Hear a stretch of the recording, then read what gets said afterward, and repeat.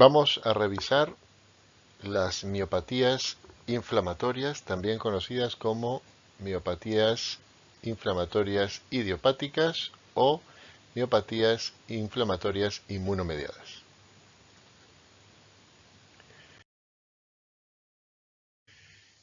Vamos a distribuir esta revisión según la agenda que tenemos a continuación.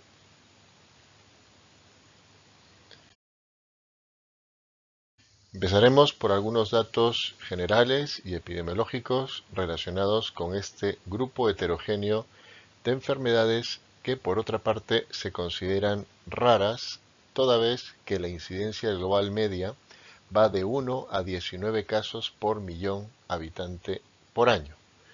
Concretamente, se ha estimado que en España la incidencia es de 8,9 casos por cada millón de habitantes por año.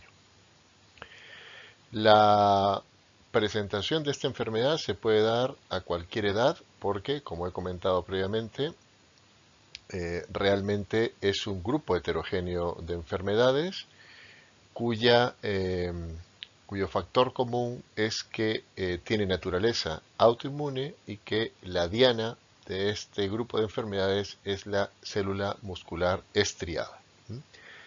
Esto incluye, por supuesto, a la célula muscular esquelética y también a la cardíaca. Pero, como vamos a ver a lo largo de esta clase, encontraremos que este grupo de enfermedades también afecta a otros órganos. En general, la prevalencia de esta enfermedad es 2 veces mayor en mujeres que en hombres. La distribución geográfica es universal. Si tuviéramos que nominar a las miopatías, pues llamándolas por el nombre que las caracteriza, podríamos clasificarlas simplemente en estos 5 grupos. La dermatomiositis, la polimiositis, las miopatías necrotizantes inmunomediadas, el síndrome antisintetasa y la miositis por cuerpos de inclusión.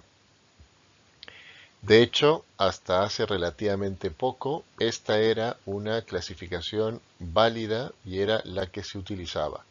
Sin embargo, pues vamos a ver que esta clasificación ha pasado al desuso porque la nueva clasificación incluye no solamente aspectos clínicos de las enfermedades, sino también aspectos relacionados con la autoinmunidad y, por supuesto, una estratificación específica por el tipo de riesgo que representa a cada paciente.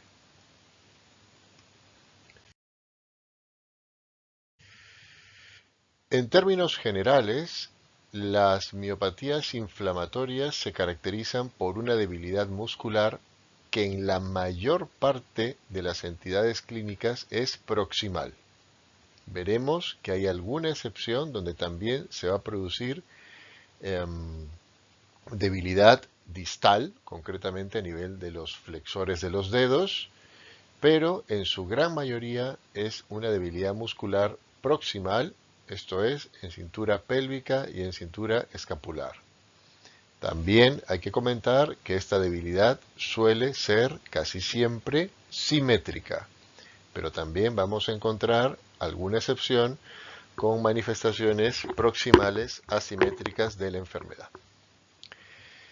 La afectación cutánea también es característica en ciertas formas de miopatías inflamatorias y vamos a ver signos característicos de estas enfermedades como por ejemplo el signo del heliotropo que tenemos en esta imagen, las pápulas de Gottron que tenemos en esta otra y por ejemplo el signo del chal. Existen otros estigmas de estas enfermedades que son menos específicos. Los dos primeros, el heliotropo, el rash en heliotropo y las pápulas de Gottron, son patognomónicas de una enfermedad que forma parte de las miopatías inflamatorias, que es la dermatomiositis, tanto la juvenil como la del adulto. Y dado que son enfermedades cuya diana es el tejido muscular estriado, pues es de entender que otra característica propia de estas enfermedades sea el aumento de la creatinfosfoquinasa. También de otras enzimas musculares, como por ejemplo la aldolasa o la lactato deshidrogenasa.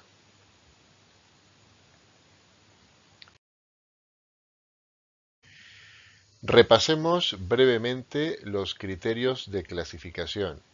Si nos remontamos a hace 50 años aproximadamente, tendríamos los criterios de Bohan y Peter, que establecían dos clasificaciones, una la dermatomiositis y otra la polimiositis. Curiosamente, esta segunda entidad en la actualidad se considera un diagnóstico de descarte. Sin embargo, hace medio siglo era ni más ni menos que una categoría por sí sola. Por supuesto, había una categoría tercera que eran las formas infantiles de estas enfermedades que estaban asociadas a enfermedades neoplásicas o que estaban superpuestas a otras enfermedades autoinmunes. En 1991 se incluyó el uso de los anticuerpos para caracterizar mejor a estas enfermedades, me refiero a las miopatías inflamatorias. Sin embargo, la disponibilidad por limitaciones tecnológicas de la determinación de estos anticuerpos, junto con la escasa prevalencia de pacientes con anticuerpos detectables, fueron grandes limitaciones para que este sistema de clasificación se difundiera a nivel mundial.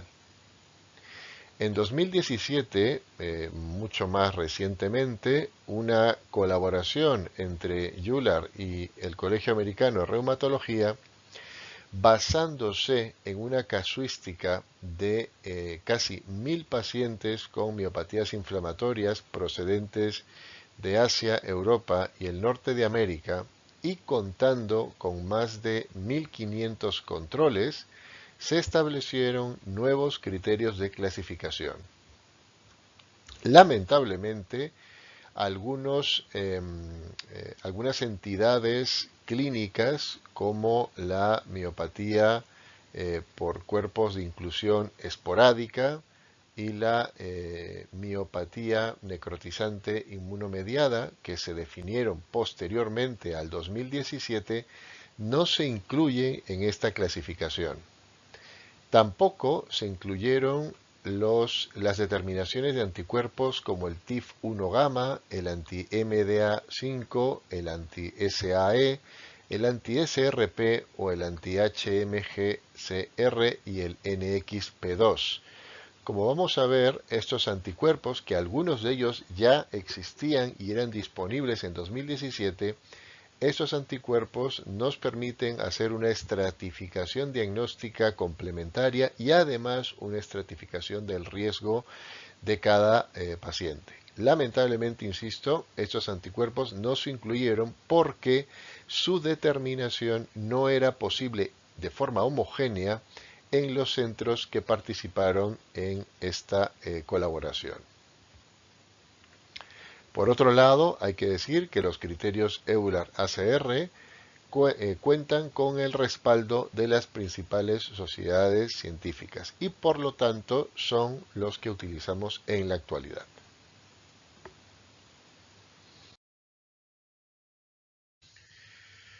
Aquí tenemos un ejemplo de la aplicación de estos criterios mediante una calculadora a la que podemos acceder de forma online en la dirección que he puesto a la izquierda, y podemos observar a la derecha el formulario simplificado que nos permite ir anotando las características de nuestro paciente para obtener un resultado de porcentaje de probabilidad, que es lo que emite esta calculadora. Por encima del 90% entendemos que el diagnóstico es definitivo, entre el 55 y 90 probable y entre el 50 y el 55 posible. Una vez que hemos establecido el porcentaje de probabilidad del diagnóstico de miopatía inflamatoria, pasamos al árbol de decisiones que se encuentra incluido dentro de los criterios EULAR ACR de 2017. En este árbol de decisiones, donde ya hemos pasado por la primera parte, lo primero que nos preguntamos es si el inicio de los síntomas ha tenido lugar antes de los 18 años. Ya sea la respuesta positiva o negativa, nos preguntaremos por signos como el heliotropo o las pápulas de Gottro. Estos dos signos son los que hemos comentado previamente. En cuanto al heliotropo, comentar que en pacientes que tienen la piel blanca, el heliotropo es claramente reconocible. En aquellos pacientes, como en la imagen de la derecha, donde el tono de piel es más oscuro, el heliotropo se va a ver también como un rash eritematoso, pero rodeado de una región menos pigmentada. Volvemos entonces a nuestro árbol de decisión y según la respuesta que demos a la pregunta, pues podríamos clasificar a los pacientes menor de 18 años y con signo de heliotropo o pápulas de Gottro, pues nos encontramos en una dermatomiositis juvenil. En caso contrario, otras miopatitis distintas a la dermatomiositis juvenil. En el caso de los adultos, si respondemos afirmativamente a los signos, pues tendríamos que pasar a distinguir si existe o no existe clínica muscular. En caso afirmativo estaríamos frente a una dermatomiositis del adulto y en caso negativo a una dermatomiositis amiopática. Si respondemos negativamente a los estigmas clínicos de la enfermedad a nivel de la piel, pues nos encontraríamos, de forma positiva, nos encontraríamos frente a una miopatía por cuerpos de inclusión y si respondemos negativamente nos encontraríamos frente a una polimiositis. Datos de interés. Los criterios EULAR ACR de 2017 se pueden aplicar tanto a formas juveniles como a pacientes adultos. Como podemos ver, no es necesaria para todos los casos el uso de la biopsia muscular. No requiere de la inclusión la mayor parte de anticuerpos actualmente disponibles y la validación que se hizo con pacientes posteriores a 2017, es decir, con pacientes con diagnósticos que no se consideraban antes de 2017, fue muy satisfactoria. Las enfermedades que podemos clasificar entonces serían la dermatomiositis juvenil, la dermatomiositis del adulto, la dermatomiositis amiopática, la polimiositis y la miositis por cuerpos de inclusión. En el caso concreto de la polimiositis, comentar que aunque se trata de un diagnóstico de exclusión, en los criterios de clasificación ACR-EULAR de 2017, realmente consideraríamos la polimiositis como una miopatía necrotizante inmunomediada.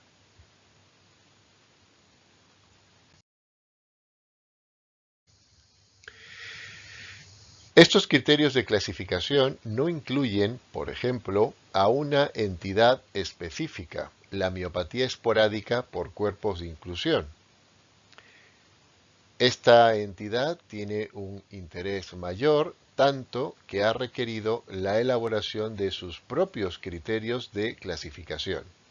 En primer lugar, un abordaje clínico en el que se tienen que cumplir las siguientes premisas: duración de más de 12 meses, un inicio posterior a los 45 años, debilidad en la extensión de la rodilla más que en la flexión de la cadera, más que en la abducción del hombro, y una CPK que no esté por encima de 15 veces el valor normal.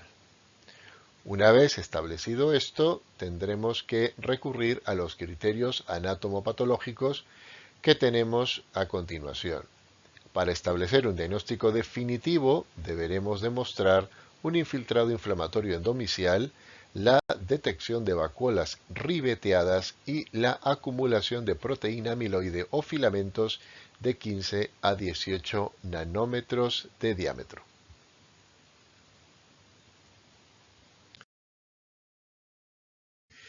Volvamos a los criterios de clasificación ACR-EULAR 2017 y comentemos el efecto añadido que tiene el uso de los ahora conocidos y difundidos anticuerpos relacionados con las miositis. En primer lugar, comentar que los anticuerpos específicos para miositis son criterios complementarios a los ACR-EULAR 2017. Es decir, que se puede hacer uso de estos criterios sin contar con los anticuerpos. Sin embargo, contar con ellos nos va a permitir profundizar en el diagnóstico. ¿Y en qué proporción de pacientes? Bueno, afortunadamente, el 90% de los pacientes que se clasifican mediante los criterios EULAR ACR de 2017 tienen una concordancia con sus correspondientes anticuerpos. Esto no ocurre solo en el 10% de los casos, lo cual es bastante tranquilizador si es que no disponemos en un primer momento de la determinación de estas pruebas complementarias. En esta tabla he resumido los principales anticuerpos, autoanticuerpos y la relación con los síndromes de mayor interés. Los anticuerpos antisintetasa, que incluyen el anti-Jo1, PL7, PL12, OJ, anti-EJ, KS y anti-ZO, están relacionados con el síndrome antisintetasa. Los anticuerpos anti-Mi2 con la dermatomiositis y la dermatomiositis juvenil. El anticuerpo anti-TIF1 gamma con la dermatomiositis juvenil y con la enfermedad miopática asociada al cáncer o CAM.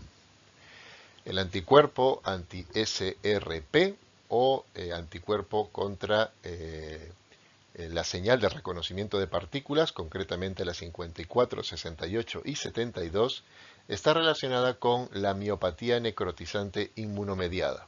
El anticuerpo anti-MDA5 con la dermatomiositis amiopática, la neumopatía intersticial rápidamente progresiva. Hay que tener en cuenta que muchas de estas condiciones no son necesariamente una enfermedad miopática per se, como es el caso de esta última condición. Por lo tanto, la presencia del MDA5 no establecería necesariamente un diagnóstico, sino que establecería un riesgo incrementado de desarrollar, por ejemplo, esta última neumopatía. Y finalmente tenemos el anticuerpo HMGCR, que es conocido por su asociación con las miopatías necrotizantes inmunomediadas y además con las miopatías asociadas a la exposición a estatinas. A continuación, hablar de los fenotipos más característicos de las miopatías inflamatorias inmunomediadas. Empecemos por la dermatomiositis, que se caracteriza por una debilidad proximal de inicio insidioso a nivel de la cintura escapular y pélvica. Es de tipo simétrico. Se consideran lesiones cutáneas patognomónicas el exantema en heliotropo y las pápulas de Gottron. No patognomónicas, pero sí características, el signo del Chal, que es un eritema muy parecido en su densidad al heliotropo, pero localizado en la parte posterior del cuello y la región de los trapecios. En la biopsia muscular identificaremos atrofia perifascicular e infiltrado perimicial. Recordar este detalle porque el infiltrado es alrededor de la fibra muscular, en el perimicio, no dentro. Además, existirá una sobreexpresión del antígeno de histocompatibilidad tipo 1 en las fibras musculares sanas. Los anticuerpos asociados a la dermatomiositis son los 3 o 4 que aparecen aquí y que aportan cierto componente de riesgo. el anti-MDA5 se asocia a un incremento de riesgo de neumonitis intersticial rápidamente progresiva, que, como nos podemos imaginar, es un factor de mal pronóstico. El anticuerpo anti-TIF1 gamma se asocia a cáncer subyacente, y el anti-Mi2 o el anti-SAE se asocian a una mayor intensidad de las manifestaciones cutáneas, gravedad de las manifestaciones cutáneas. Pasemos a la miopatía necrotizante inmunomediada, que también se caracteriza por una debilidad proximal de la cintura escapular y pélvica. Aquí tendremos niveles de CPK que son muy elevados. Ojo, en la dermatomiositis también tendremos CPK elevada, pero mucho más en la miopatía necrotizante inmunomediada. En la biopsia muscular identificaremos necrosis de células musculares, que podemos identificar en esta región de la imagen. Además, vamos a encontrar que dentro de los fascículos pueden haber infiltrados. También habrá sobreexpresión del antígeno de histocompatibilidad HLA1 en fibras musculares sanas, y observaremos fenómenos de regeneración que se intercalan con tejido necrótico. Los anticuerpos asociados son el anti-SRP, insisto, la señal de proteína de reconocimiento, que es el que se asocia a la forma clásica de miopatía necrotizante inmunomediada, y el anticuerpo anti-HMGCR, que está asociado, cuando se da esta miopatía necrotizante inmunomediada, a la exposición previa a estatinas.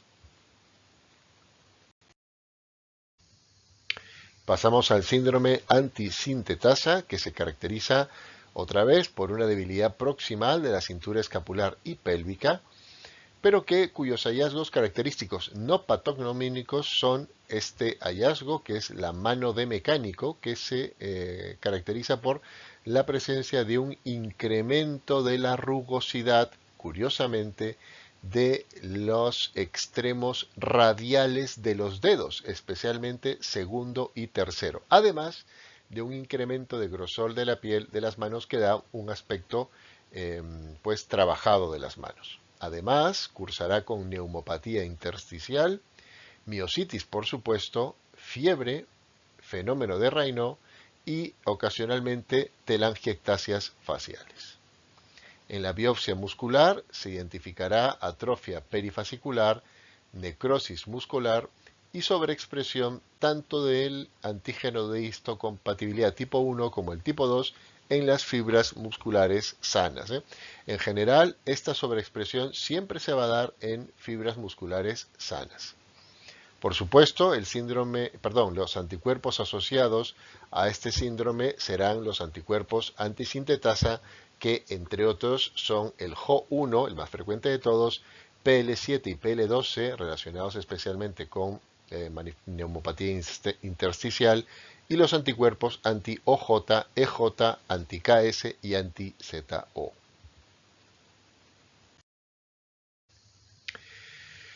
Una forma también muy característica es la miositis esporádica por cuerpos de inclusión.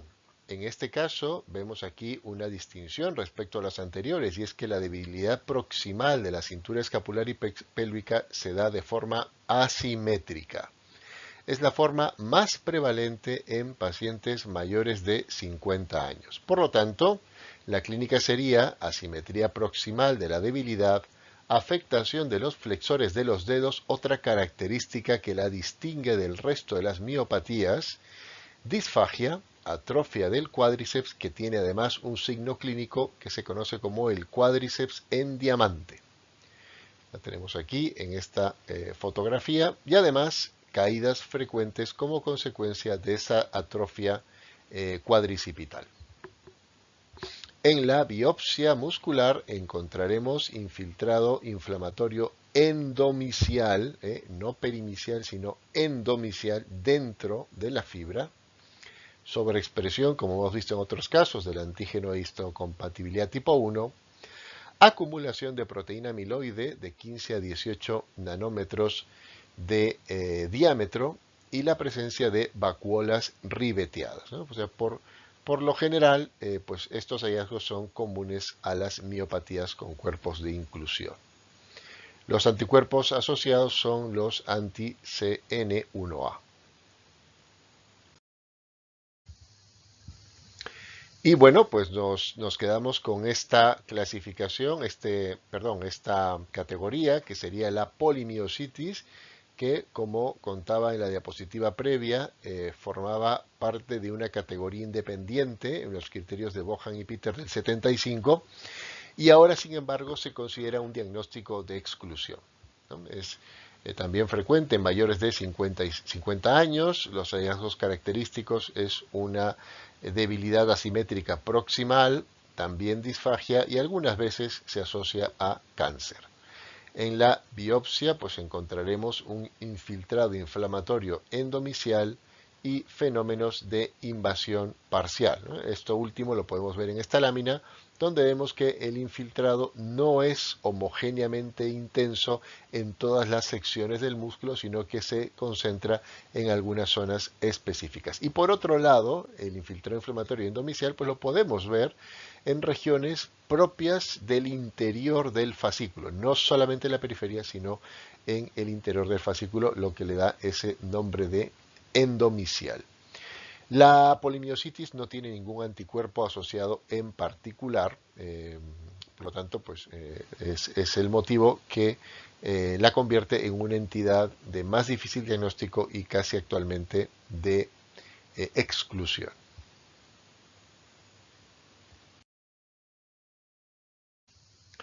Bueno, ya conociendo estos fenotipos, tenemos que hablar del diagnóstico diferencial de las miopatías inflamatorias.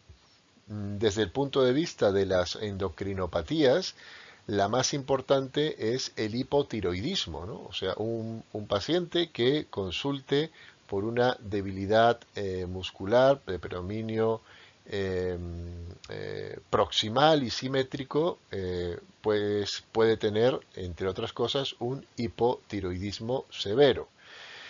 Y una característica de esta manifestación que no se ve en las miopatías es el llamado reflejo aquileo majestuoso, ¿no? Que es un reflejo aquileo que se da con una escasa aplicación de estímulo mecánico y que se produce de forma ralentizada. La tiroidopatía autoinmune, que puede aparecer en el contexto de una miopatía inflamatoria idiopática, no debe confundirse con un brote de la propia enfermedad, o sea, que puede ocurrir en el contexto de otra enfermedad autoinmune como es la miopatía. Otras alteraciones diferenciales como de interés son el hipercortisolismo, el hipo y el hiperparatiroidismo y el déficit extremo de vitamina D. En cuanto a las miopatías de origen farmacológico o tóxico, tres medicamentos que se utilizan habitualmente en reumatología, la colchicina puede provocar una miopatía vacuolar. Los antipalúdicos pueden provocar una miopatía por cuerpos mieloides o cuerpos curvilíneos. Los corticoides pueden provocar una ligera elevación de la CPK, pero responden fácilmente a la retirada del fármaco.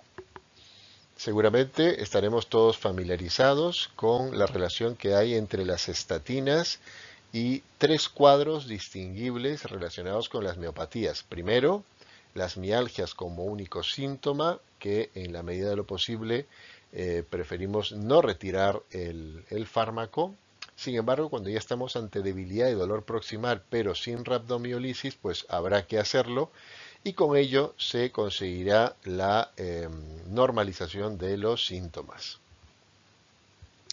Ahora bien, en el caso de las miopatías necrotizantes inmunomediadas, que son cuadros de mayor severidad, con mayor debilidad, gran elevación de la CPK, dolor proximal, donde ya incluso puede haber algún grado de rhabdomiolisis y como consecuencia de eso mioglobinuria en la orina, pues no desaparecerá con la retirada del fármaco. Y como hemos visto previamente, en estos casos encontraremos una positividad a la detección del anticuerpo anti-HMGCR. Este hallazgo y esta condición exige tratamiento inmunosupresor. Finalmente, los inhibidores de los checkpoints como el pembrolizumab o el nivolumab, que son anti-PD1, el atezolizumab anti-P1L y el ipilimumab anti-CTL4 también pueden producir cuadros miopáticos que cursan con debilidad proximal, pero característicamente, además, se presenta debilidad axial de los músculos cervicales.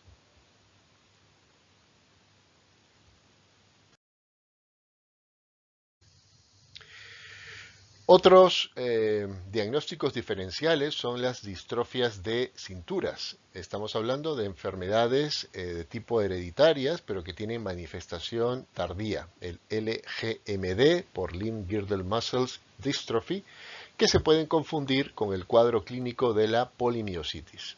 En la biopsia, algunas formas de distrofia muscular muestran infiltrados inflamatorios de las mismas características que los que hemos visto en las láminas de las miopatías autoinmunes.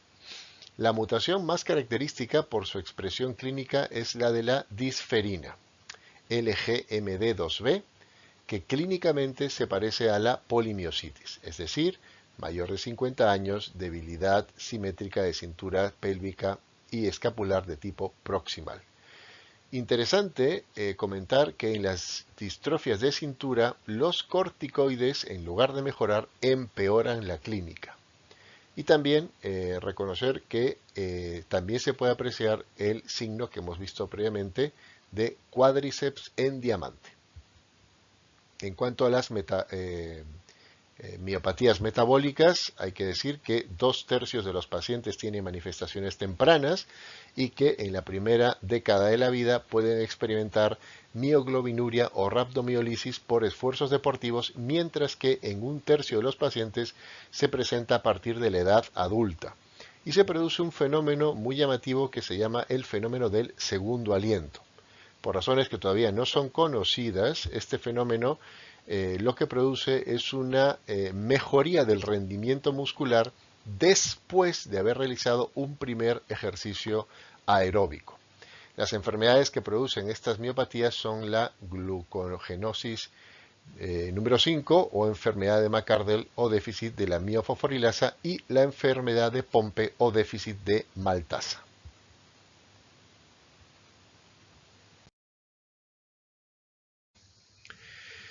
Bien, como hemos visto, algunas miopatías están asociadas a eventos que pueden incrementar significativamente el riesgo de mortalidad.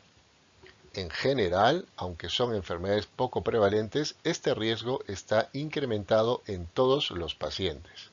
Por lo tanto, una vez que se ha establecido la sospecha del diagnóstico y durante la elaboración de este diagnóstico, ya debemos ir pensando en la estratificación del riesgo que tiene el paciente. Por supuesto, está justificado iniciar el tratamiento preliminar aún si la certeza diagnóstica no se ha establecido. Para identificar el riesgo que se asocia a una miopatía inflamatoria inmunomediada en un determinado paciente, recurriremos a distintas estrategias. Primero, como hemos visto, evaluaremos los anticuerpos, los autoanticuerpos. Luego, los biomarcadores musculares, el electromiograma, las pruebas de imagen y, si llega a ser necesaria, la biopsia muscular.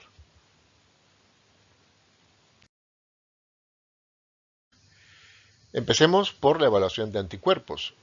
Hay anticuerpos que son específicos de miositis y que nos pueden permitir una discriminación apropiada entre dermatomiositis, el síndrome antisintetasa y la miopatía necrotizante inmunomediada. Y por otro lado están los anticuerpos asociados a miopatías inflamatorias. En este caso nos referimos a aquellos que nos pueden ayudar a considerar diagnósticos de solapamiento de una miositis con otra enfermedad o simplemente referirnos a las miopatías por cuerpos de inclusión. Empecemos por los anticuerpos específicos de miositis y a la cabeza tendríamos los de la dermatomiositis. En este tipo de pacientes, la presencia de un anti-Mi2 se asocia a las manifestaciones cutáneas de esta enfermedad, a una afectación muscular más intensa, pero a una menor predisposición a otras manifestaciones extramusculares y además a una buena respuesta al tratamiento. Por lo tanto, el anti-Mi2 acabaría siendo un anticuerpo de buen pronóstico. El anti-TIF1 gamma, por el contrario, se asocia a un compromiso cutáneo mucho más extenso y grave, incluso puede cursar con patrón amiopático, es decir, sin elevación de la CPK, lo cual dificultará el diagnóstico, disfagia, con lo que esto puede representar para la vía aérea, y un alto riesgo de tener, padecer o desarrollar cáncer en adultos. El incremento de la concentración del TIF1 gamma se asocia a una peor supervivencia de pacientes con cáncer asociado y en aquellos en los que no tienen cáncer se asocia a una mayor actividad de la enfermedad. Además tenemos el anticuerpo anti-NXP2 que está asociado a la calcinosis, el edema periférico, la atrofia muscular y la disfagia, el anti-MDA5, que es también de mal pronóstico porque se encuentra asociado a la EPID rápidamente progresiva, y el anti-SAE, que es un anticuerpo relacionado con una mayor gravedad de la enfermedad cutánea, EPID leve, disfagia y también cáncer. En cuanto al síndrome antisintetasa, bueno, decir que los anticuerpos antisintetasa son los anti-aminoacal ARNA transferasa sintetasa. Su presencia es obligatoria para el diagnóstico del síndrome antisintetasa, cosa que no ocurre con otras enfermedades o con otras miopatías. La triada característica del síndrome antisintetasa es la enfermedad pulmonar intersticial, la miositis y la artritis.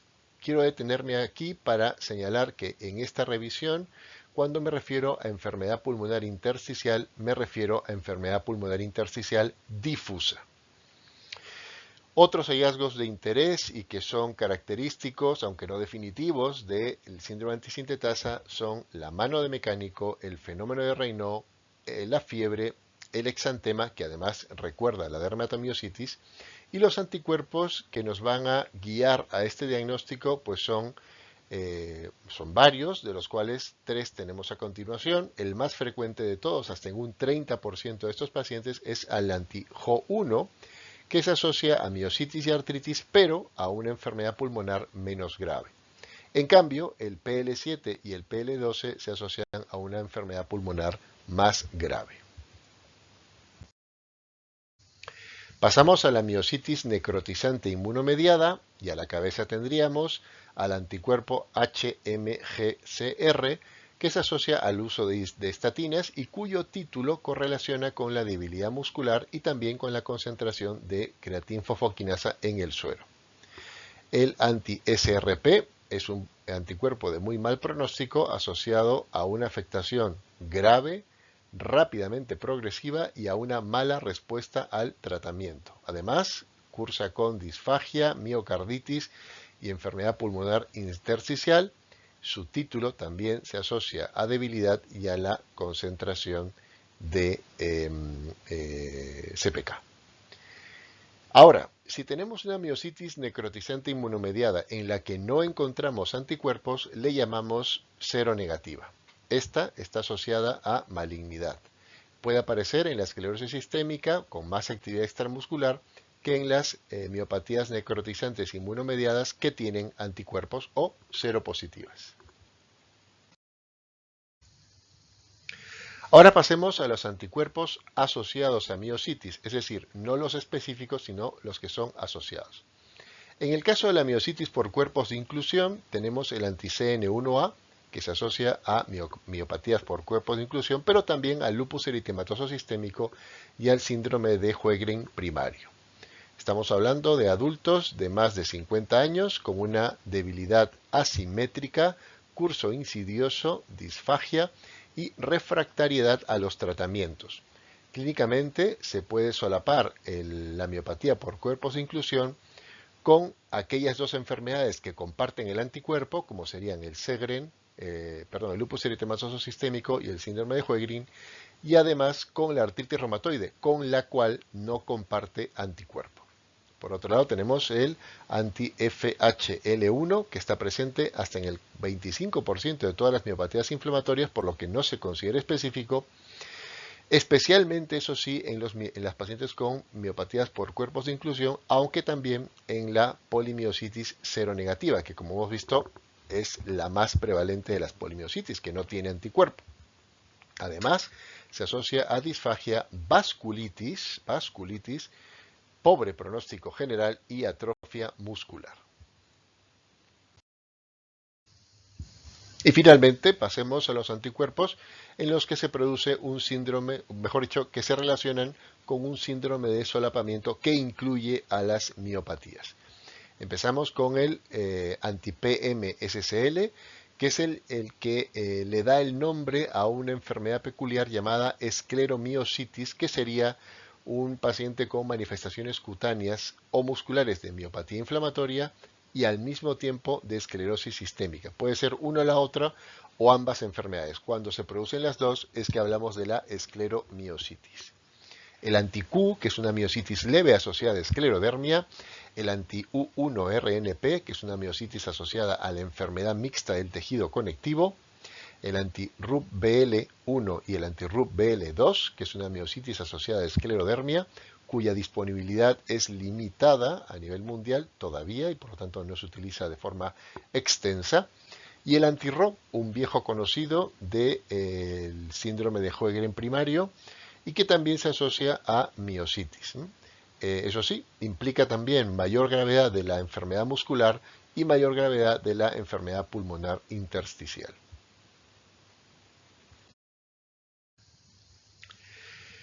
Bien, ya hemos hablado de los anticuerpos como marcadores de la estratificación del riesgo. Ahora hablemos de herramientas que nos permiten evaluarlo.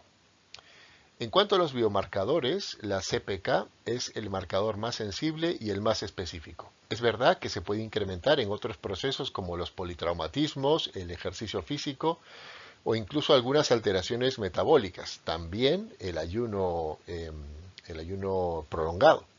Correlaciona bien con el daño muscular y en algunos pacientes con dermatomiositis puede ser normal o levemente alta, con lo cual la normalidad de la CK no excluirá el diagnóstico de una miopatía.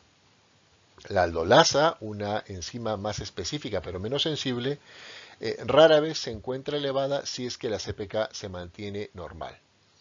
Las enzimas hepáticas no son de utilidad porque son poco específicas, tampoco la lactato deshidrogenasa y en cambio la mioglobina sí que es muy sensible a la lesión muscular, tanto aquella que se produce en el músculo estriado esquelético como el cardíaco y además correlaciona correctamente con la actividad de la enfermedad.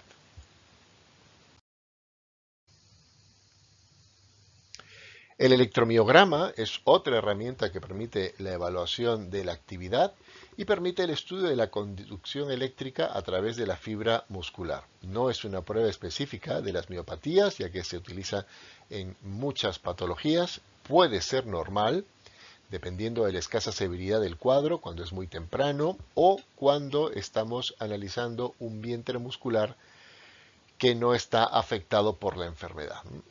Aprovecho este detalle para comentar que las miopatías, insisto, si bien son fundamentalmente proximales, no necesariamente afectan a todos los grupos musculares. Por lo tanto, la exploración física debe ser la guía para la selección correcta de los territorios que se explorarán con el electromiograma.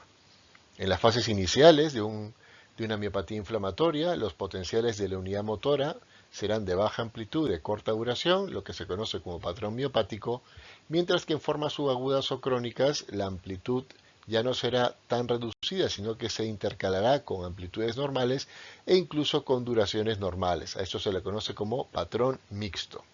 Tenemos a continuación un ejemplo de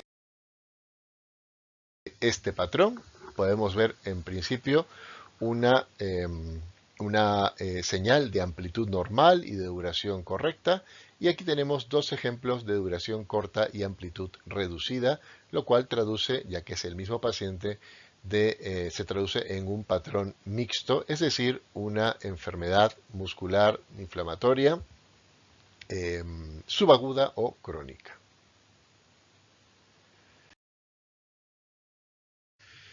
En cuanto a las pruebas de imagen, la resonancia magnética permite delimitar la extensión y el grado de afectación muscular. La ecografía, aunque probablemente en la actualidad sea menos sensible que la resonancia magnética, en fases iniciales sí que podría detectar la modificación de la ecoestructura y pérdida de septos, solo que, dado que esta evaluación es sumamente subjetiva, pues no se utiliza como criterio de evaluación evolutiva. En fases agudas también se puede constatar un aumento en la hiperemia mediante la detección de señal Power Doppler en territorios donde normalmente no se le espera. Y también en fases más tardías se puede observar la sustitución por tejido adiposo del tejido muscular, aumento de la hiperecogeneidad, incluso la presencia de sombras acústicas en las regiones del perimisio. Yo creo que la prueba más importante después de la resonancia magnética por su accesibilidad es el PET-TAC, pero esta es mucho más útil porque además de detectar cambios funcionales en los tejidos mediante la medición de actividad metabólica, es de gran utilidad para evaluar procesos secundarios de base que podrían ser los orígenes o estar asociados a esta enfermedad. Me estoy refiriendo a los procesos neoplásicos.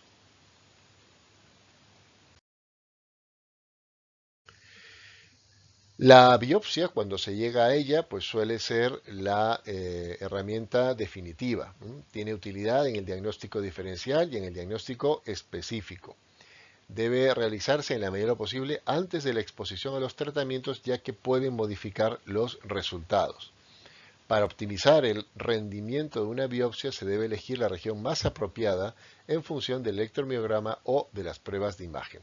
Pues aquí tenemos un paciente con dermatomiositis y vamos a revisar los distintos hallazgos de la lámina. En primer lugar, la atrofia perifascicular, que podemos ver una disminución en el volumen de células que se encuentra en alrededor de los fascículos, es decir, en el perimisio. El perimisio es esa región que envuelve las fibras musculares. Por otro lado, en esta tinción en marrón tenemos a los receptores de histocompatibilidad tipo 1, que como podéis ver están rodeando la práctica totalidad del tejido muscular. Vemos una señal indirecta de necrosis, que es el depósito de complemento C59b a nivel de la periferia de una fibra muscular. Vemos los megacariocitos que están digiriendo células musculares que han muerto. Vemos invasión de los infiltrados dentro de la propia fibra muscular que también podemos ver en esta última lámina.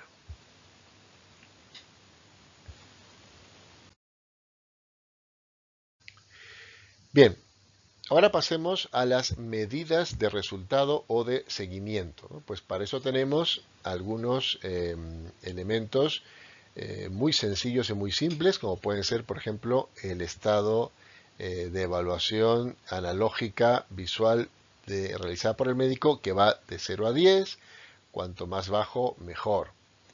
Está también el MIO-ACT, que es una herramienta desarrollada por este grupo de investigación internacional que evalúa las manifestaciones extramusculares en términos de actividad. El propio seguimiento de la concentración de creatinquinasa es otra forma de seguimiento. La prueba MMT8 no es otra cosa que una evaluación de la fuerza dinamométrica flexora de los dedos, y nuestro viejo conocido HAQ, que lo hemos visto en más de una enfermedad, que nos permite evaluar el daño muscular acumulado.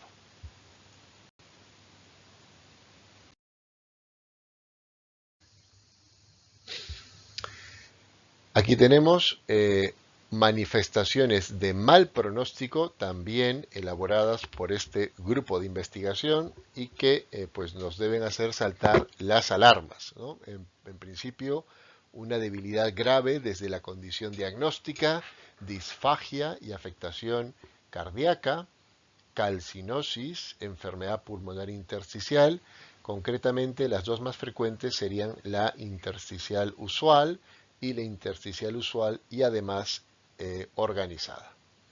Bien, en estos dos casos tendríamos que evaluar la presencia de anticuerpos relacionados, anti-Jo1, anti-PL7 y anti-PL12, que hemos visto que son los que, si bien se relacionan a al síndrome de antisintetasa, también se relacionan a enfermedad pulmonar intersticial.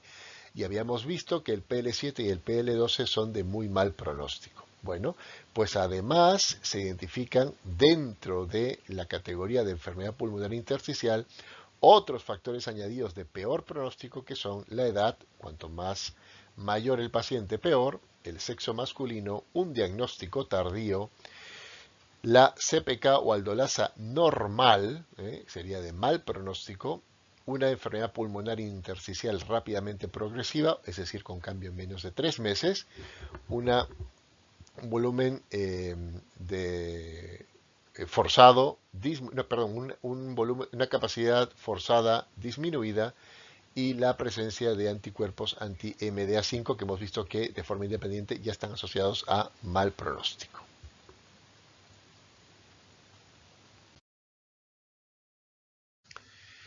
Bien, en cuanto al tratamiento, tenemos 4 aspectos que revisar. El tratamiento estándar, las segundas líneas, formas graves y enfermedad refractaria y el tratamiento en formas asociadas al cáncer. El tratamiento estándar, por el tratamiento estándar de las miopatías inflamatorias, la terapia con corticoides es el eje cardinal del manejo de estas enfermedades. La terapia de inducción se puede iniciar con prednisona a dosis de medio miligramo por kilo por día o pulsos de metilprednisolona de 500 a 1000 miligramos intravenosos administrados diariamente durante 3 días. La reducción de dosis se producirá a partir de la cuarta a sexta semana y se espera que al sexto mes ya tengamos una dosis de prednisona de alrededor de 5 miligramos al día, que es lo que se recomienda mantener. En cuanto a los inmunosupresores que se pueden iniciar desde el momento de la inducción, tenemos al metotrexato, la azathioprina, la ciclosporina A, el tacrolimus y el micofenolato de mofetilo. En segunda línea, en pacientes en los que no hemos podido conseguir una apropiada inducción, pues se puede valorar el uso de inmunoglobulinas intravenosas a régimen de 2 gramos por kilo cada 4 semanas como evaluación de respuesta a las 16 semanas. De forma alternativa o en combinación también se puede utilizar rituximab. Otras terapias que se pueden utilizar son el abatacept, un inhibidor de la coestimulación, y la ciclofosfamida. En cuanto al tratamiento de formas graves o refractarias, mantenemos las mismas pautas, pero añadimos la plasmaféresis durante la inducción. En los pacientes con miopatías por cuerpos de inclusión se acepta también el uso de terapias experimentales, dado que se consideran estas formas de miopatías procesos refractarios a las terapias disponibles en la actualidad.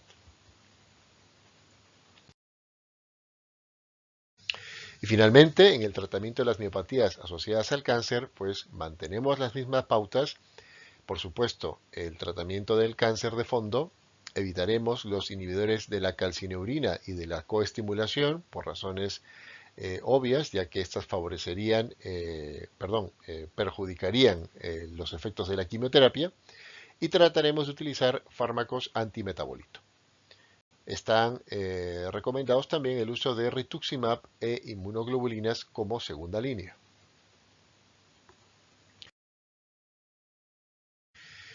Ahora hagamos un Detengámonos un momento en el tratamiento de aquellos pacientes con miopatías inflamatorias que además tienen enfermedad pulmonar intersticial difusa. ¿Cómo haremos la aproximación a estos pacientes? En primer lugar, tenemos que determinar qué tipo de forma de presentación tienen en función si es que el cambio o el deterioro respiratorio se ha producido en menos o en más de 3 meses, ¿no? Forma aguda subaguda versus forma crónica. También determinaremos qué perfil clínico tiene la miopatía, que vendrá definida precisamente por su propio diagnóstico y por el perfil de anticuerpos. Los anticuerpos que están relacionados con un peor pronóstico respiratorio son el MDA5 y los anticuerpos antisintetasa, especialmente el PL7 y el PL12.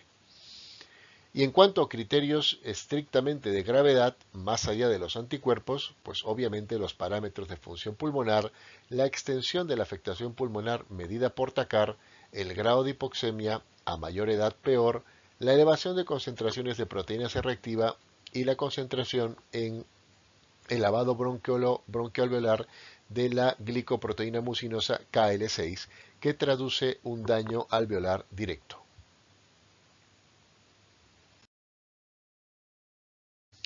El manejo de los pacientes con miopatías inflamatorias y EPIT es similar al de las formas severas de miopatía inflamatoria.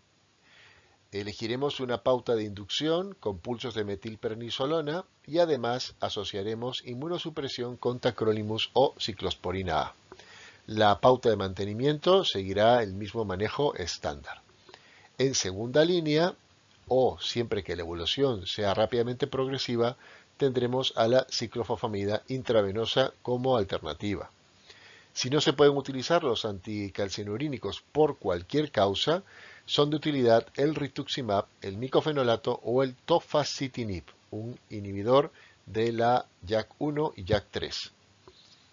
En casos refractarios habrá que considerar inmunoglobulinas intravenosas o plasmaféresis.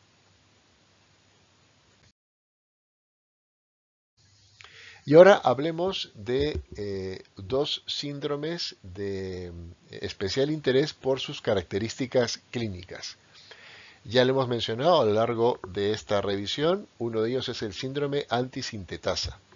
El cuadro clínico incluye la miopatía inflamatoria, el fenómeno de Raynaud, el signo de mano de mecánico, la enfermedad pulmonar intersticial difusa, que es la que va a determinar la evolución del paciente, artritis y fiebre. Y como ya hemos comentado, está relacionado con múltiples anticuerpos antisintetasa, de los cuales el más frecuente es el anti-Jo1 y el PL7 y el PL12, que están asociados a peor pronóstico de la EPIT.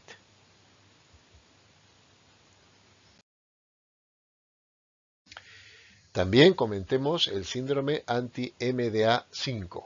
Es un conjunto de manifestaciones clínicas que incluyen dermatomiositis, pero con escaso componente muscular, es decir, amiopática.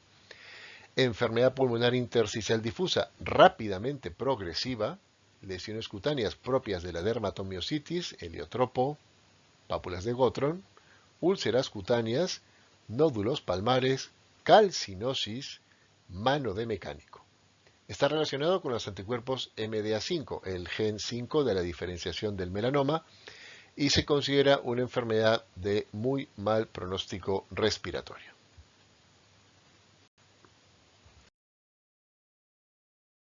Muchas gracias por la atención prestada. Si hay alguna duda o pregunta, la podemos resolver a través del foro de mensajes del canal.